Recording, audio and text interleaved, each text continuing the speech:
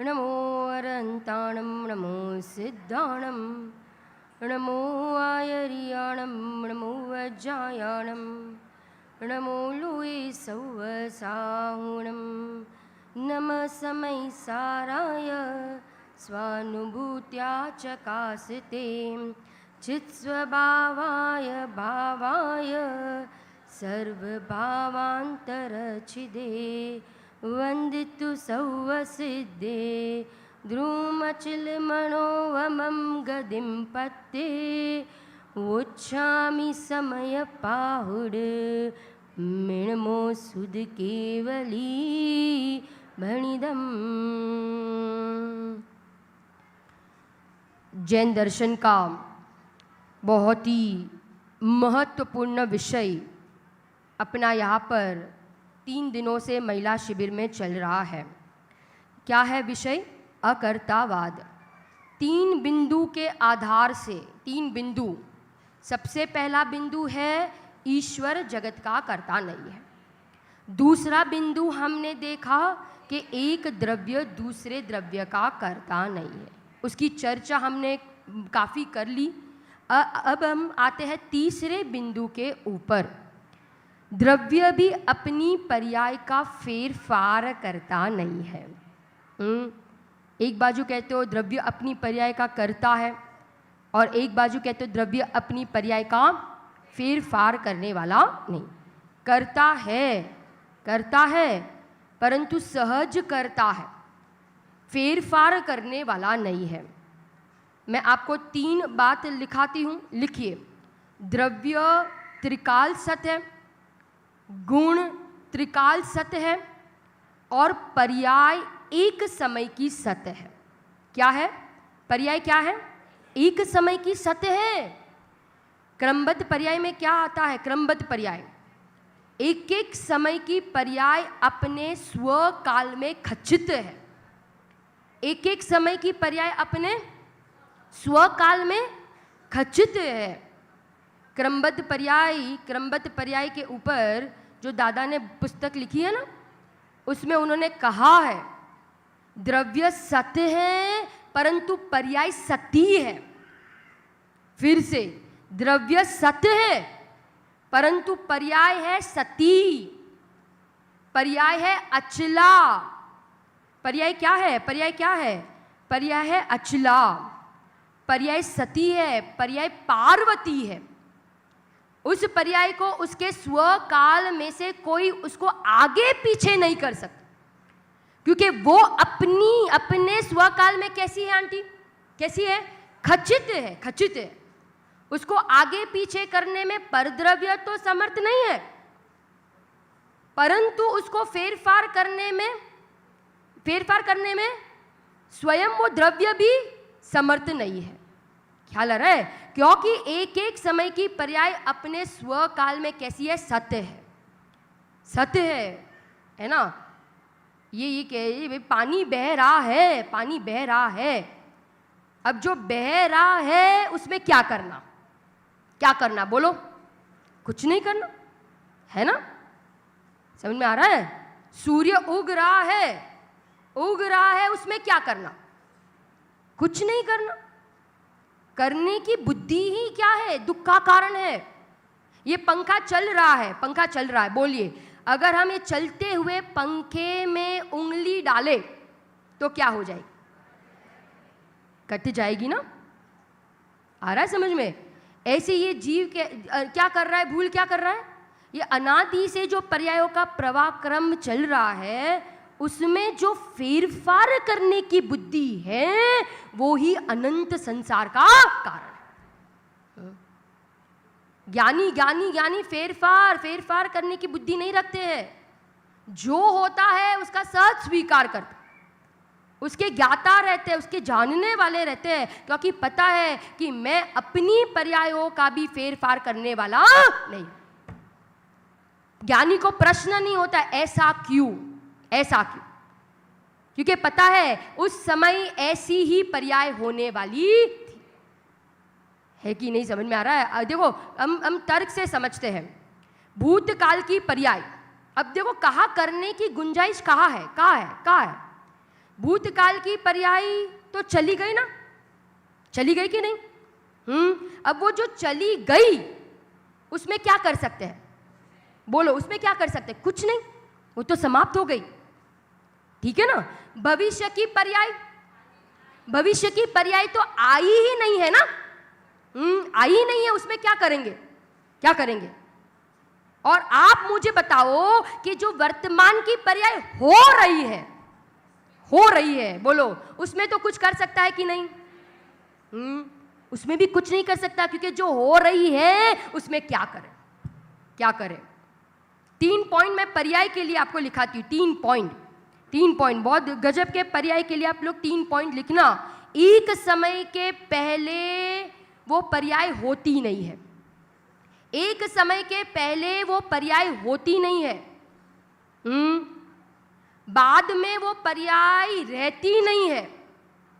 एक समय के पहले वो पर्याय होती नहीं है, बाद में वो पर्याय रहती नहीं है, और एक समय से ज्यादा वो पर्याय टिकती नहीं है।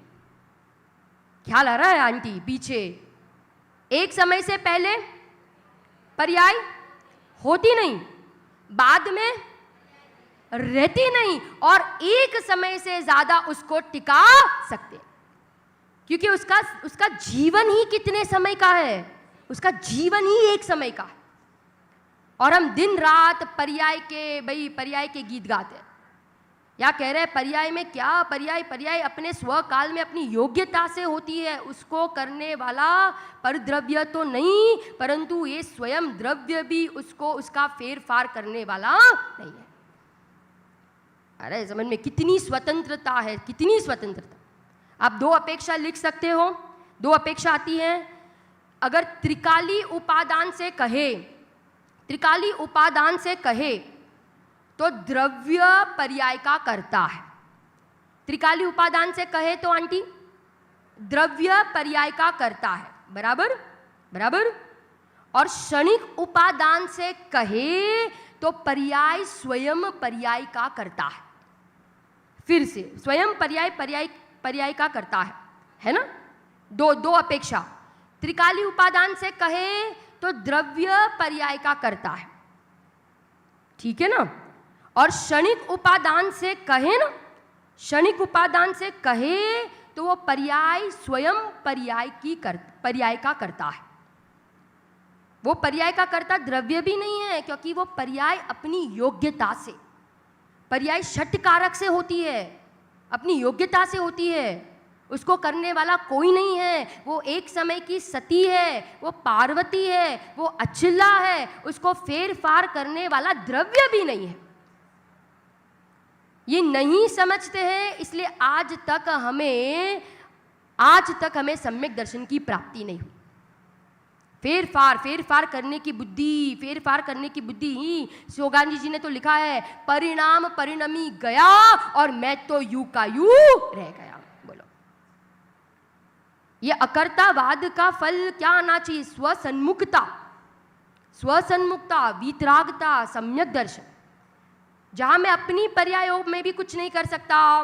बोलो, फेरफार करने वाला नहीं हूं, क्योंकि प्रत्येक द्रव्य अपने स्वकाल में कैसी है? खचित है, कोई बदल नहीं सकता। देखो अपने पास, मैं 4 अनुयोग में अकर्तावाद सिद्ध करूं ना, 4 अनुयोग में, प्रथमानुयोग में, बोलो प्रथमानुयोग में अपने पास भरे पड़े हैं दृष्टांत, भरे पड़े हैं। ख्याल आ रहा है? बोलो, महावीर भगवान की वाणी कितने दिन बाद? 66 दिन बाद किरने वाली थी, तो उसको सौधर्म इंद्र भी क्या नहीं कर सका? पहले नहीं कर सका। फिक्स है ना, है कि नहीं? ख्याल आ रहा है कि नहीं? कह रहे नेमिनाथ भगवान के ज्ञान में पता चला, ज्ञान में जल का कि 12 वर्ष बाद क्या होने वाला है? द्वारिका नगरी जलने वाली। बोलो, वो सुनते ही उस समय क्या हुआ? बोलो, कितने जीवों ने तो समोशरण में ही क्या कर लिया? सम्यक दर्शन की प्राप्ति कर ली। कितनों ने मुनि दीक्षा अंगीकार कर ली, कितनों ने केवल ज्ञान की प्राप्ति कर ली। समझ में आ रहा है कि नहीं? माने ये कि अकर्तावाद का सिद्धांत 4 अनुयोग में घटित होता है। सीता जी को पता चल गया कि ये मेरा पाप का उदय है। पाप का उदय आवे तो तर्क काम आता नहीं है, तर्क काम आता नहीं है, और पुण्य का उदय हो तो तर्क की जरूरत नहीं है। अरे सीता जी को पता चल गया इसमें कुछ नहीं कर पाएंगे। उस समय जंगल में किसका आश्रय लिया, किसका अवलंबन लिया? अकर्ता स्वभाव का अवलंबन लिया। जो अकर्ता स्वभाव का अवलंबन लेता है वो जंगल में भी निश्चिंत है, और जो अकर्ता स्वभाव का अवलंबन नहीं लेता है वो महलों में भी दुखी है। अरे कर्ता बुद्धि अनंत दुख का कारण है, अनंत दुख का। मारीची ने देखो फेरफार करने की बुद्धि की ना, फेरफार करने की बुद्धि की तो 10 कोड़ा कोड़ी सागर तक कहाँ रुलना पड़ा? कहाँ? संसार में। फेरफार करने की बुद्धि की ना, आप पहले और मैं 24वां। कर्णान योग में आप देखो, कर्णान योग में भी क्या? अकर्तावाद, अकर्तावाद, अकर्तावाद। आप देखो, बोलो ये तीन लोक की जो व्यवस्था है, जो रचना है, तीन लोक की रचना किसने बनाई? किसने बनाई? किसी ने नहीं बनाई, किसी ने नहीं बनाई। स्वयं निर्मित है, अकृत्रिम है, कोई बनाने वाला नहीं। नंदीश्वर किसने बनाया? कोई करने धरने वाला नहीं। अनादि अनंत है, अनादि अनंत। अकर्तावाद का सिद्धांत घटित हो रहा है। गुणस्थान ले लो, मार्गणास्थान ले लो। गुणस्थान, एक जीव दूसरे गुणस्थान में गमन करता है, आगमन करता है। बोलो कौन उसका करता है? कौन करता? जीव स्वयं। जीव स्वयं, पर द्रव्य उसका करता नहीं है। चरणान योग में अकर्तावाद, चरणान योग में अकर्तावाद कैसे होगा? चरणान योग बोलो किसका वर्णन आता है चरणान योग में? श्रावक और मुनि के धर्म का, आचरण का वर्णन। परंतु गुरुदेव ने 45 साल समझाया कि वो आचरण, वो व्यवहार तब कहलाएगा कि अंदर में निश्चय हो। तो अंदर में श्रावक और मुनिराजों को अकर्ता स्वभाव का भान है, अकर्ता स्वभाव का अवलंबन है, तो उनकी भूमिका अनुसार क्रिया और परिणाम को व्यवहार नाम पड़ेगा, नहीं तो व्यवहार नाम भी नहीं पड़ेगा, नहीं पड़ेगा। और द्रव्यान योग में तो सिद्ध होता ही अकर्तावाद। क्या होता है बोलो? तत्वार सूत्र में तो सूत्र ही है, सत द्रव्य लक्षणम उत्पाद्वै द्रव्य युक्तम सत, है कि नहीं? ये चारों अनुयोग भी हमें अकर्तापना समझाता है। कहीं करने की गुंजाइश ही नहीं है, कहीं कर्ता बुद्धि का पोषण करने जैसा ही नहीं है। अकर्ता स्वभाव का आश्रय लेंगे तो हम निर्भर रहेंगे, हम टेंशन से फ्री हो जाएंगे। समझ में आ रहा है? भाई कोई प्रश्न कर सकता है कि भाई आप कह रहे हो कि ज्ञानी अकर्ता है, ज्ञानी अकर्ता है, मुनिराज अकर्ता है, सभी द्रव्य अकर्ता है, सभी अद्रव्य अकर्ता है, परंतु अज्ञानी मानता नहीं है। और ज्ञानी क्या है? ज्ञानी अकर्ता स्वभाव का उनको क्या है? अवलंबन है।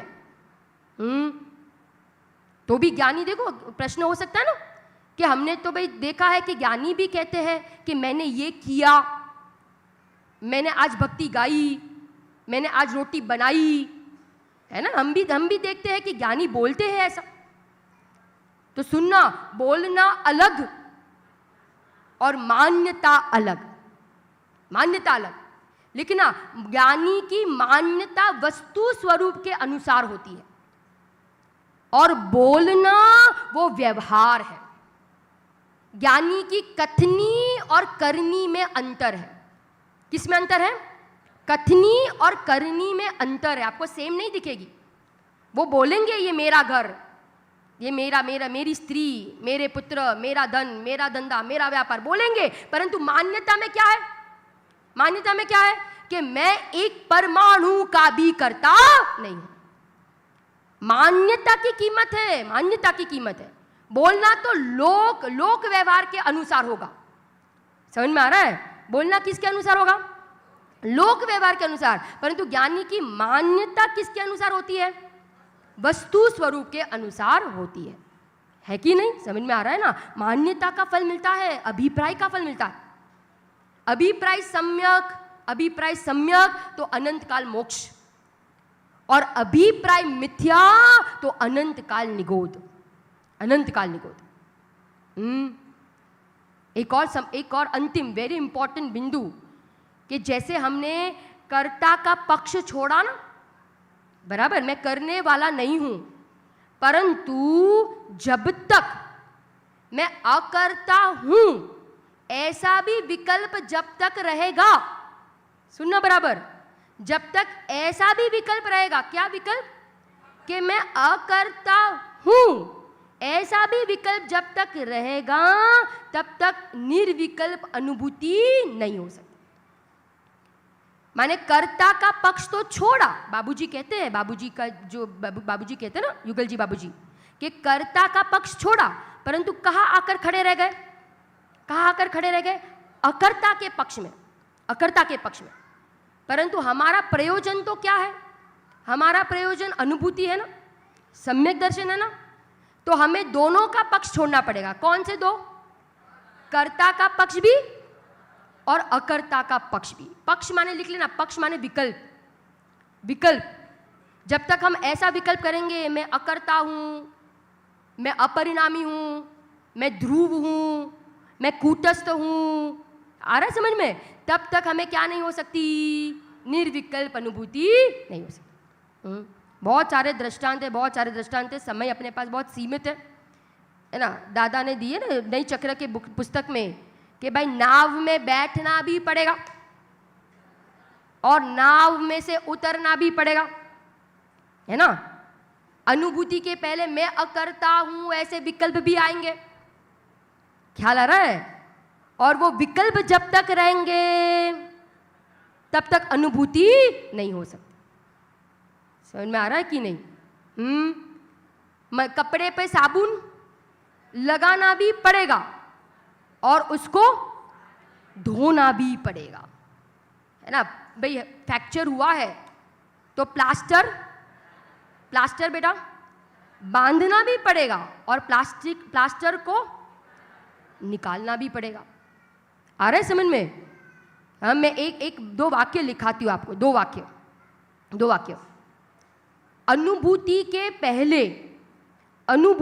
पहले आत्मा संबंधी के विकल्प साधक, अनुभूति के पहले आत्मा संबंधी के विकल्प साधक, परंतु अनुभूति के समय आत्मा संबंधी के विकल्प क्या है, बाधक। आ रहा है समझ में, साधक और बाधक। अनुभूति के पहले आत्मा के विकल्प कैसे है, साधक, और अनुभूति के समय वो ही विकल्प कैसे है, बाधक। मैं बहुत बार ये चाय का दृष्टांत देती हूँ।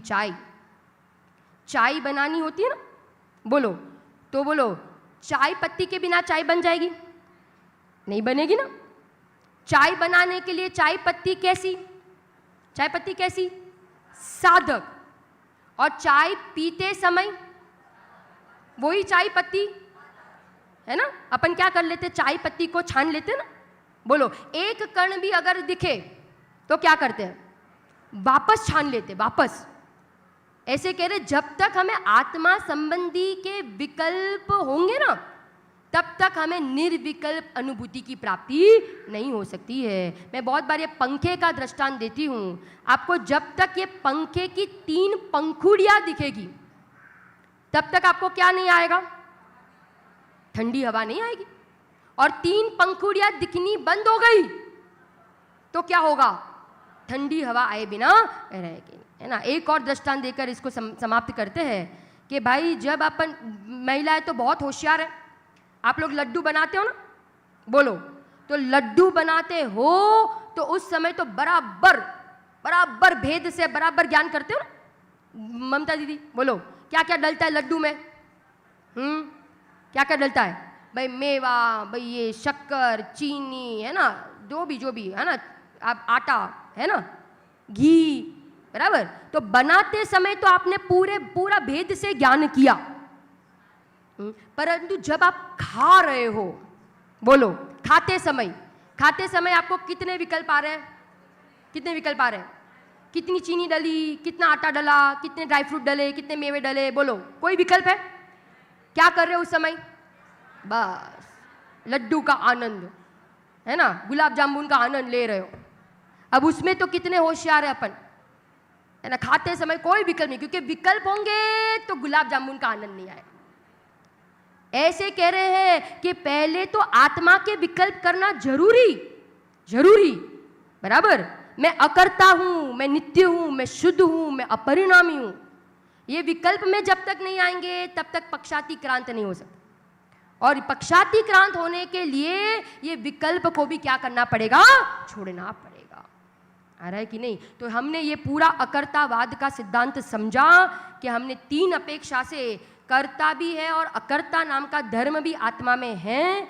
आत्मा अपनी पर्यायों का सहज करता है, परंतु फेर फार करने वाला नहीं है। 3 बिंदु से हमने देखा कि भाई ईश्वर जगत के कर्ता नहीं है, एक द्रव्य दूसरे द्रव्य का कर्ता नहीं है, और मैं अपनी पर्यायों का फेरफार करने वाला भी नहीं हूँ। 320 नंबर की गाथा, गजब की गाथा, जिसमें यह अकर्तावाद का सिद्धांत ही समझाया है कि आत्मा 4 पर्यायों का कर्ता नहीं है।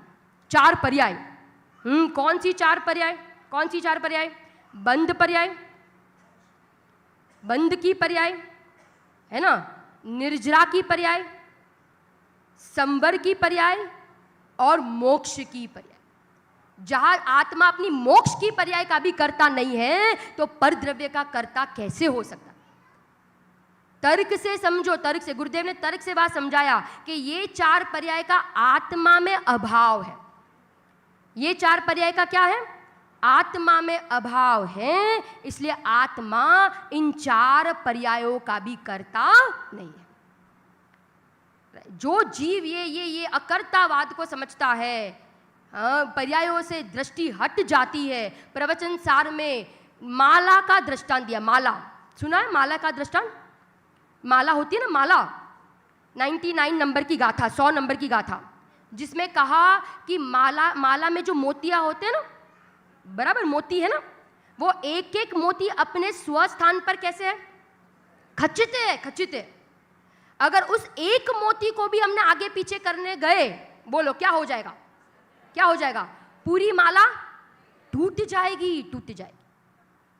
ऐसे कह रहे हैं कि पर्याय अपने अपने प्रवाह क्रम से एक के बाद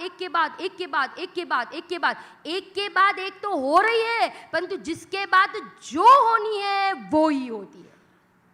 उसका नाम क्रमबद्ध पर्याय, उसका नाम क्या है? क्रमबद्ध पर्याय। पर्याय क्रम से होती है। वीणा बहन बता रहे ना कितने दिन से द्रव्य गुण पर्याय पर लिखना, पर्याय क्रमसर होती है और गुण जो होते हैं वो अक्रम होते हैं। पर्याय कैसी होती है? क्रम से होती है, और गुण कैसे होते हैं? अक्रम, एक साथ रहते हैं। तो हम इस अकर्तावाद के सिद्धांत को समझकर, माने सारे परद्रव्य पर से भी दृष्टि हट जावे, यार किसी का लक्ष्य नहीं करे, करने की बुद्धि, फेरफार करने की बुद्धि नहीं रखे, और अपनी पर्यायों के ऊपर से भी लक्ष्य हटा दे, और एक समय ऐसा आवे कि हमारी दृष्टि कहाँ जावे? अकर्ता स्वभाव पर जाए, तो हम अपनी पर्याय में भी क्या हो जाएंगे? अकर्ता हुए बिना रहेंगे नहीं। ऐसे हमने इतने दिनों में अकर्तावाद का सिद्धांत समझा। अभी मैं एक 5-10 मिनट में, जो आज दोपहर में गोष्ठी चली थी, संस्कार की जो गोष्ठी चली थी ना, तो उसमें सबसे पहले संस्कार के ऊपर बहुत सुंदर विपाशा बहन और कौन, अपने समय सत्य प्रधान बहन, और एक बहन बोले थे भावना बहन, है ना, सॉरी भाविका बहन, है ना, तीनों बैठे हैं पीछे। तीनों है क्या? मुझे कोई दिखाई नहीं दे रहा है। हाँ, बहुत गजब, एक बार तो जोरदार तालियां इन तीनों के लिए, क्योंकि भाई जबरदस्त वर्णन इन तीनों ने किया है संस्कार के ऊपर। मुझे जो 2-3 पॉइंट याद आए हैं, समय कम है, और 2-3 पॉइंट जो आ रहे हैं दिमाग में, मन में, वो बता रही हूँ। सबसे पहले जो संस्कार है ना, ये संस्कार है चारित्र गुण की पर्याय। कौन से गुण की पर्याय है? चारित्र गुण की पर्याय। परंतु श्रद्धा और ज्ञान के बिना संस्कार नहीं पढ़ते। क्या कहा? है तो चारित्र गुण की पर्याय, क्योंकि वो आचरण से संबंध रखती है ना, संस्कार आचरण से संबंध रखता है, इसलिए है तो वो चारित्र गुण की पर्याय, परंतु श्रद्धा और ज्ञान के बिना क्या नहीं पढ़ते? संस्कार नहीं पढ़ते। दूसरा, एक परिभाषा में लिखाती हूँ संस्कार की के संस्कृति जिसमें से तैयार हो उसको कहते हैं संस्कार। संस्कृति जिसमें से तैयार हो उसको कहते हैं संस्कार। तीन शब्द आते हैं, तीन शब्द। बाकी तो बहनों ने तीनों ने बहुत डिटेल में सब कुछ बता दिया, कुछ भी बाकी नहीं रखा है, जोरदार उनका निरूपण था। तीन चीजें होती है, एक तो होती है प्रकृति, एक होती है विकृति और एक होती है संस्कृति। तीन बात, प्रकृति, विकृति और संस्कृति। तो आप कहोगे कि दीदी इन तीनों में अंतर क्या है? तीनों में अंतर क्या है? तो प्रकृति के लिए लिखना, प्रकृति माने नेचुरल जो बने ना उसको कहते हैं प्रकृति। विकृति माने कि जो बिगाड़, खराब बनता है उसको कहते हैं विकृति। और संस्कृति माने कि जो प्रकृति से भी ऊपर के लेवल का है, ऊपर की लेवल का, बराबर, उसको क्या कहेंगे? संस्कृति। अभी हम एक दो तीन दृष्टांत से समझते हैं तीनों के बीच में अंतर। भोजन, भूख लगी, बराबर, भूख लगी और भोजन खाया, भूख लगी और भोजन खाया। आप मुझे बताना वो क्या है? वो प्रकृति है। क्यों? क्योंकि वो नेचुरल है ना। भूख लगी और क्या किया? भोजन खाया। ये प्रकृति है, प्रकृति नेचुरल है, ठीक है ना। अब विकृति क्या है पता है? विकृति क्या है? सुनना, भूख लगी और अभक्ष्य भोजन खाया। क्या खाया? अभक्ष्य भोजन खाया। रात्रि में भोजन किया, है ना, भूख से ज्यादा खाया, बिना किसी के साथ शेयर किए खा लिया।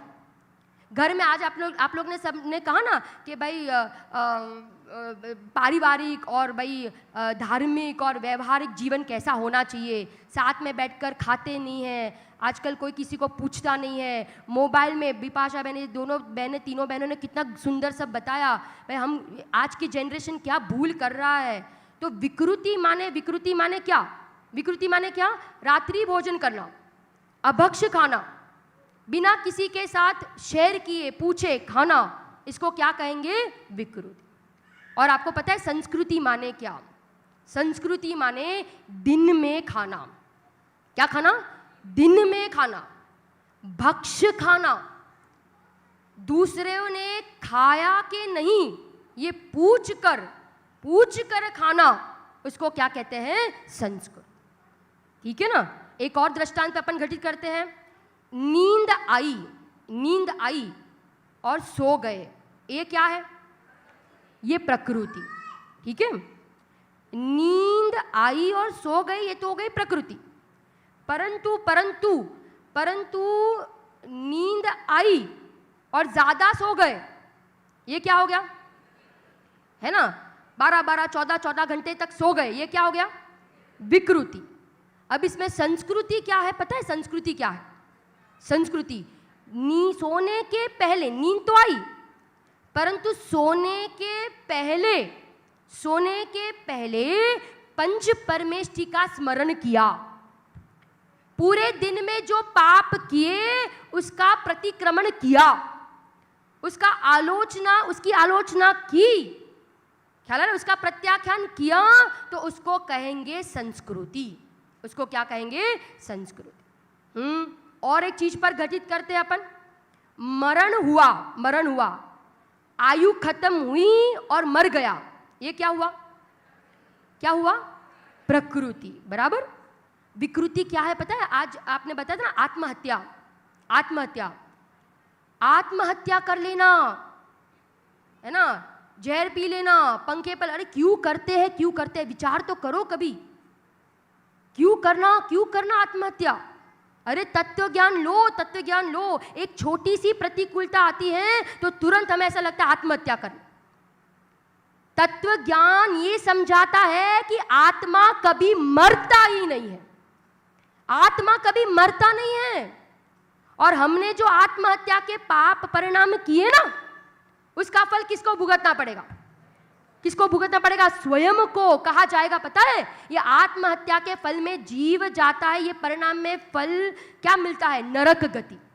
कहा जाता है जीव नरक गति में जाता है। तो हमें निर्णय करना चाहिए, तत्व ज्ञान लेना चाहिए कि मैं कभी मरता ही नहीं हूँ, मैं मेरे जीवत्व शक्ति से जीता हूँ। ऐसे परिणाम अपने जीवन में कभी नहीं आवे। सतियों को याद करे, सतियों को याद करे, महामुनि राजों को याद करे। अपनी तो कुछ भी नहीं है प्रतिकूलता, कुछ भी नहीं है, बूंद बराबर।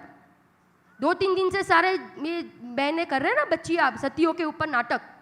देखो उनके जीवन में प्रतिकूलता 22 वर्ष तक क्या रहा? पति का वियोग। अरे सास ससुर ने तो घर में नहीं रखा, परंतु माता पिता ने भी घर से निकाल दिया। फिर भी आप विचार करो कि उन्होंने अपने आत्मविश्वास को नहीं छोड़ा, आत्महत्या के परिणाम नहीं आए। अपना आत्मा का, गायक का, अपने तत्व ज्ञान का बल लिया उस जंगल के, भयंकर घनघोर जंगल के बीच में। अपनी प्रतिकूलता कुछ भी नहीं है। हम उस समय भेद ज्ञान करें, समता को धारण करें, अरे परिणामों का विचार करें, कर्म फल का विचार करें। इन परिणामों का फल मुझे ही भुगतना पड़ेगा, इसलिए कभी इस प्रकार के विचार मन में भी हम नहीं लाएंगे। हम कभी ऐसे विचार हम मन में भी नहीं लाएंगे। तो मैं कह रही थी ना कि भाई आत्महत्या के परिणाम के विचार करना वो क्या है? विकृति। और संस्कृति क्या है? संस्कृति क्या है पता है?